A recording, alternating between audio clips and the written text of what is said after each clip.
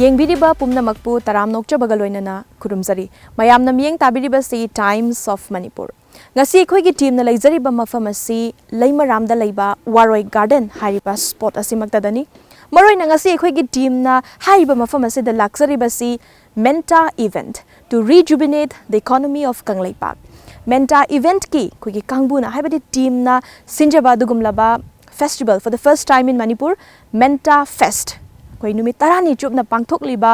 festival asi mapung oina kari no haibadu aikhoina mayamda khanghanjana pagidamakta laksabani maroina ngasigi episode asida aikhoina mayamda hairiba festival asigi matangda khanghanjage please stay tuned.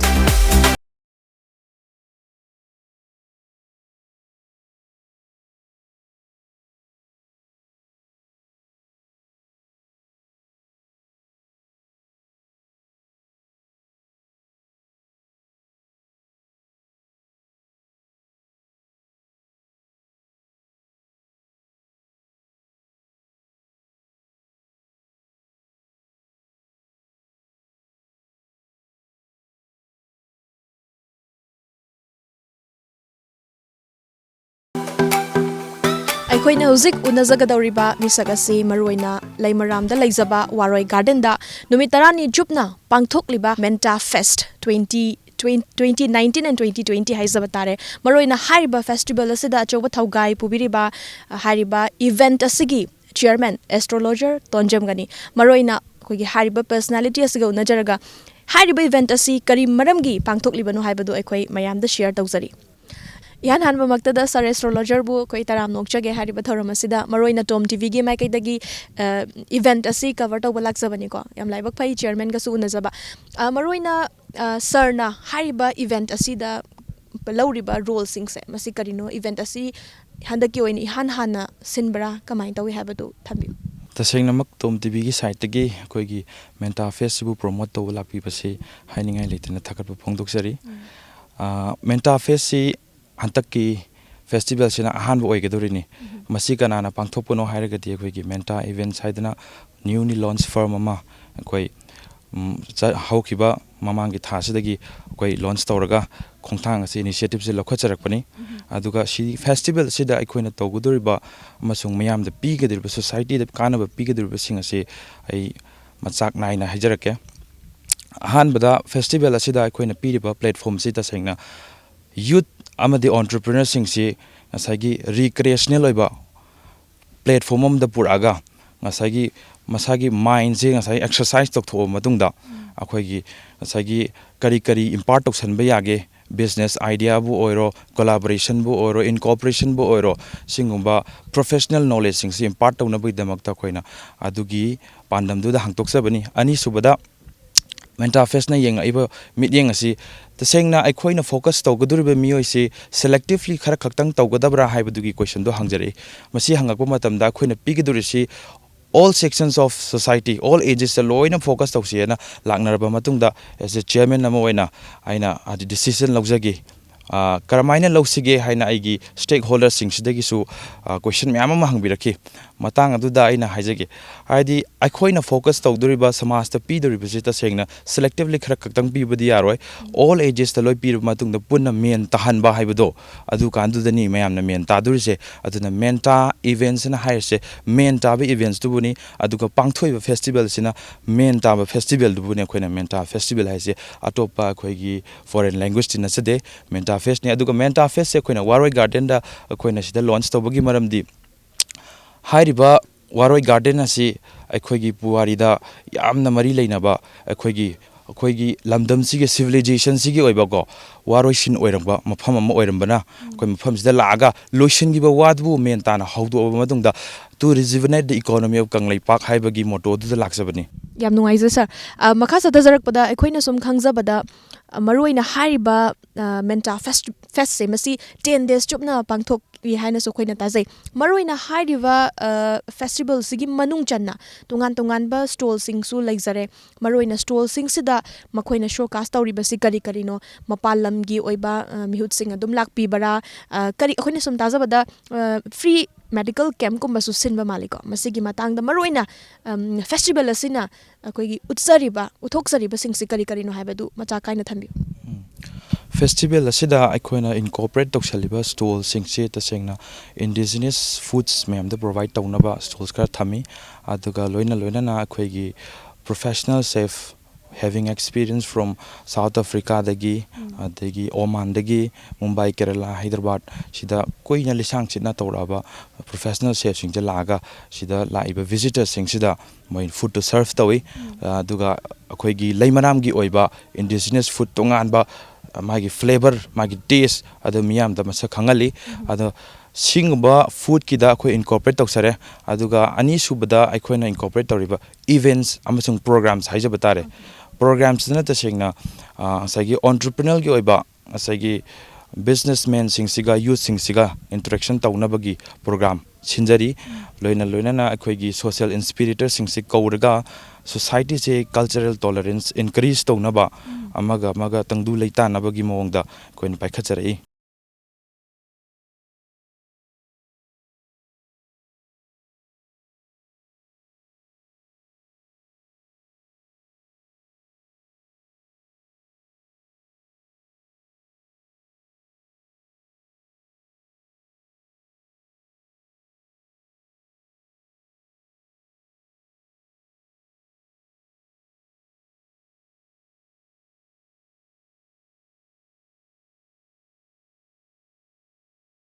tare mathangi chahi natraga mathangi season singda lakadoriba season se karam kanda amuk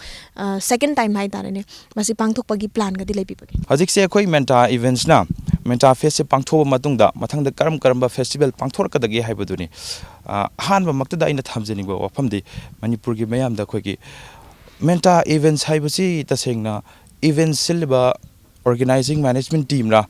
haidi akhoi gi corporate event siliba adagi any ceremony occasion siliba mayam je sungumba sinba adungba firm na hangi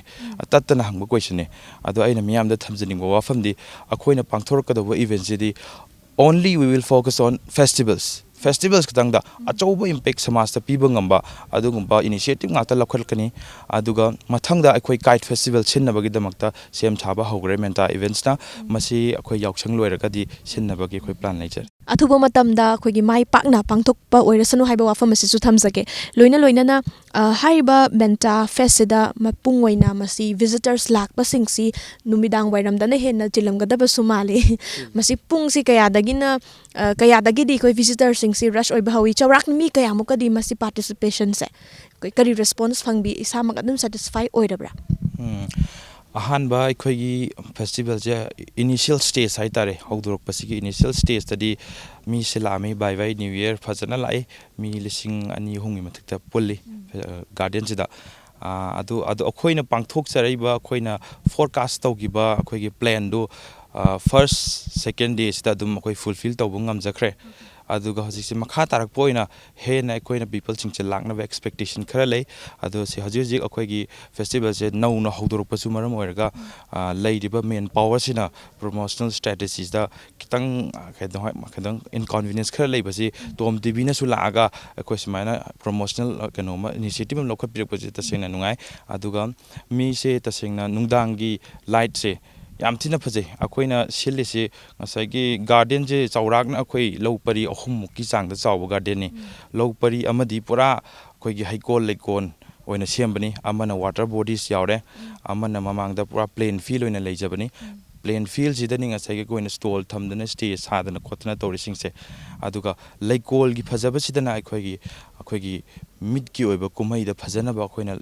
lights mayam ama disco light haptana antagi rays haptana khotna mayam akoina magi alignment magi aerial view fazana akoina analysis tor matungda khangakpa aduga asagi akoina architecture mayam tanarba matungda sigi kano lekol je dukhuna decorate tawbani miyam su lakpiu yengbiu duki matik hainingai leitana phajai aigi maikei dagidi garden se maduna su akoi festival je mafam asida pangthokena akoi decision lawjagibani aina kariguma khargatangdi aina malem se khodon tamamgena ai khanjabadegi aina waba nungaiba thidana ai hariba thabukse aina khonejabani adubu wadabdi nate wai adubu thaba ama tawrimnena ai madu awaba singdo ai kauthoga ai miyamgi damukta aina tungi mirongi damukta ta khallaga aina thaba kharse ai ngamjaba kharja aina khonajabani aduga ꯍꯧꯖꯤꯛ ꯍꯧꯖꯤꯛꯀꯤ ꯑꯣꯏꯅꯗꯤ ꯃꯤꯑꯣꯏꯕ ꯍꯥꯏꯁꯦ ꯋꯥꯗꯕꯗꯤ ꯂꯩꯇꯦ ꯑꯗꯨꯕꯨ ꯑꯩꯒꯤ ꯍꯣꯠꯅꯕꯒꯤ ꯊꯥꯛꯇꯤ ꯑꯩ ꯂꯦꯞꯄ ꯂꯩꯔꯣꯏ 2012ꯀꯤ ꯖꯅꯋꯥꯔꯤꯗꯒꯤ ꯑꯩꯅ ꯍꯧꯖꯕꯅꯤ ꯑꯗꯨꯒ ꯃꯃꯥꯡꯒꯤ ꯆꯍꯤ 2019ꯗ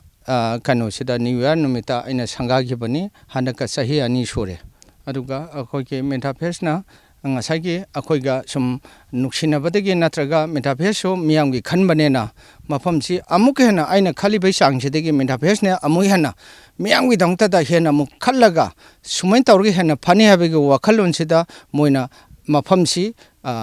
ꯀꯔꯤ ꯍꯥꯏꯇꯥꯔꯦ ꯃꯣꯏꯅ ꯍꯦꯟꯅ ꯐꯅꯕꯒꯤ ꯋꯥꯈꯜꯗꯨꯗ ꯃꯣꯏꯅ ꯆꯤꯡꯁꯤꯜꯂꯒ ꯑꯩꯒꯤ ꯃꯇꯦꯡꯁꯦ ꯃꯣꯏꯅ ꯄꯥꯡꯕꯤꯔꯤꯅꯤ ꯑꯗꯨꯅ ꯃꯤꯌꯥꯝꯁꯨ ꯀꯩꯅꯣꯅ ꯃꯦꯟꯇꯥ ꯐꯦꯁꯄꯨ ꯀꯥꯎꯕꯤꯒꯅꯨ ꯑꯗꯨꯒ ꯍꯧꯖꯤꯛ ꯍꯧꯖꯤꯛ ꯃꯐꯝꯁꯤꯗ ꯇꯧꯔꯤꯁꯤ ꯑꯩꯈꯣꯏꯒꯤ ꯃꯌꯥꯝ ꯀꯔꯤꯒꯨꯝꯕ ꯆꯥꯛꯁꯤꯡꯒꯤ ꯄ꯭ꯔꯣꯒ꯭ꯔꯥꯝ ꯑꯃ ꯁꯤꯟꯕꯤꯒꯦ ꯍꯥꯏꯔꯒꯁꯨ ꯃꯐꯝꯁꯤꯗ ꯑꯩꯈꯣꯏꯒꯤ ꯑꯉꯝꯕ ꯊꯥꯛꯇ ꯑꯩꯈꯣꯏꯅ ꯑꯗꯨꯝ ꯄꯣꯠ ꯆꯩ ꯈꯪꯗꯦ ꯀꯔꯤꯒꯨꯝꯕ ꯃꯐꯝ ꯈꯪꯗꯦ ꯄꯨꯝꯅꯃꯛꯁꯦ ꯑꯩꯈꯣꯏꯅ ꯍꯧꯖꯤꯛ ꯍꯧꯖꯤꯛ ꯑꯩꯈꯣꯏ ꯁꯤꯟꯖ ꯂꯥꯡꯖꯔꯒ ꯑꯗꯨꯝ ꯊꯝꯖꯔꯤ ꯌꯥꯝ ꯐꯖꯩ ꯏꯚꯦꯟꯠ ꯑꯁꯤꯒꯤ ꯊꯧꯔꯝꯁꯤꯡꯁꯤ ꯃꯔꯨꯑꯣꯏꯅ ꯇ꯭ꯔꯦꯗꯤꯁꯅꯦꯜꯗ ꯐꯣꯀꯁ ꯇꯧꯕ ꯃꯔꯨꯑꯣꯏꯅ ꯏꯟꯗꯤꯖꯤꯅꯤꯌꯁ ꯑꯩꯈꯣꯏꯒꯤ ꯗ ꯍꯦꯟꯅ ꯑꯩꯈꯣꯏꯒꯤ ꯃꯔꯨꯑꯣꯏꯅ ꯑꯩꯈꯣꯏ ꯃꯄꯨꯡ ꯑꯣꯏꯕ ꯍꯥꯏꯇꯥꯔꯦ ꯁꯤꯟꯖꯔꯤꯕꯁꯤ ꯃꯗꯨꯅꯁꯨ ꯑꯣꯏꯕ ꯇꯥꯏ ꯑꯩꯈꯣꯏꯒꯤ ꯃꯔꯨꯑꯣꯏꯅ ꯃꯦꯟꯇꯥ ꯏꯚꯦꯟꯠꯁꯤ to rejuvenate the economy of Kangleipak ꯍꯥꯏꯅꯁꯨ ꯊꯣꯟꯕꯤꯕꯀꯣ ꯌꯥꯝ ꯅꯨꯡꯉꯥꯏꯖꯩ ꯃꯇꯝ ꯈꯔ ꯄꯤꯕꯤꯕ ꯑꯩꯈꯣꯏꯒꯤ ꯇꯣꯝ ꯇꯤꯚꯤ ꯌꯦꯡꯕꯤꯔꯤꯕ ꯚ꯭ꯌꯨꯋꯔꯁꯤꯡꯗ ꯑꯦज ꯑ ꯆꯤꯌꯔꯃꯦꯟ ꯑꯩꯈꯣꯏ ꯚ꯭ꯌꯨꯋꯔꯁꯤꯡꯗ ꯀꯔꯤ ꯀꯔꯤ ꯋꯥꯔꯣꯜꯒꯗꯤ ꯊꯝꯕꯤꯅꯤꯡꯉꯤ ꯇꯣꯝ ꯇꯤꯚꯤꯕꯨ ꯅꯨꯡꯁꯤꯗꯅ ꯌꯦꯡꯕꯤꯔꯤꯕ ꯑꯃꯁꯨꯡ ꯇꯣꯝ ꯇꯤꯚꯤꯕꯨ ꯁꯕꯁꯀ꯭ꯔꯥꯏꯕ ꯇꯧꯗꯨꯅ ꯌꯨꯇ꯭ꯌꯨꯕ ꯆꯦꯅꯦꯜꯁꯇ ꯑꯩꯈꯣꯏꯒꯤ ꯏꯆꯤꯜ ꯏꯅꯥꯎ ꯃꯌꯥꯝ ꯑꯃꯅ ꯃꯤꯠꯌꯦꯡ ꯇꯥꯕꯤꯔꯤꯕꯁꯤꯡꯁꯤꯗ ꯑꯩꯅ ꯄꯤꯖꯅꯤꯡꯕ ꯃꯦꯁꯦꯖꯇꯤ ꯉꯁꯤ ꯇꯣꯝ ꯇꯤꯚꯤꯅ ꯑꯩꯈꯣꯏꯒꯤ ꯃꯦꯟꯇꯥ ꯐꯦꯁ ꯑꯁꯤꯕꯨ ꯄ꯭ꯔꯣꯃꯣꯠ ꯇꯧꯅꯕꯒꯤꯗꯃꯛꯇ ꯂꯥꯛꯄꯤꯔꯤꯕꯁꯤ ꯄꯨꯛꯅꯤꯡ ꯊꯧꯒꯠꯄꯤꯌꯨ ꯑꯃꯁꯨꯡ ꯃꯈꯣꯏꯅ ꯂꯧꯈꯠꯂꯛꯏꯕ ꯁ꯭ꯇꯦꯞ ꯑꯁꯤ ꯑꯩꯈꯣꯏꯒꯤ ꯁꯣꯁꯥꯏꯇꯤꯗ ꯌꯥꯝꯅ ꯆꯥꯎꯅ ꯏꯝꯄꯦꯛ ꯄꯤꯕ ꯉꯝꯕ ꯑꯗꯨꯒꯨꯝꯕ ꯀꯩꯅꯣꯅꯦ ꯍꯥꯏꯅ ꯂꯧꯖꯩ ꯑꯗꯨꯒ ngasi moina ngasi laktana sumaina tawbiribase mathangdasu lakpa ngamba oibiyu aduga leibak miyamgi sebasu tawbu ngambi ubiyu haidi tasengna makki media se haibasidi mediator ni thabak pangthokningibu mayamduga ngasagi pangthok kadoriba midubu thiraga amuk laiba team ni haijaba tare media haibasidi adubu moibu mpham chaba platform amada promote tawbiba haibaduna ngasagi media team duna oibigadoribani aduna samaina tom tv na lakpidana khoibu samaina promote tawbiba khopibase hainingai leidana khoigi menta gi teams tagi khoi thagatba phongdokchari Thagachari sir, and from the side of Tom TV haizabatare lakadoriba matamsingdasu Manipurgi economy hena chawkhatnanaba afa phaba khongthang kayamarum amsu pangthokpa ngambi kho haiba afamase thamjage. Thank you so much.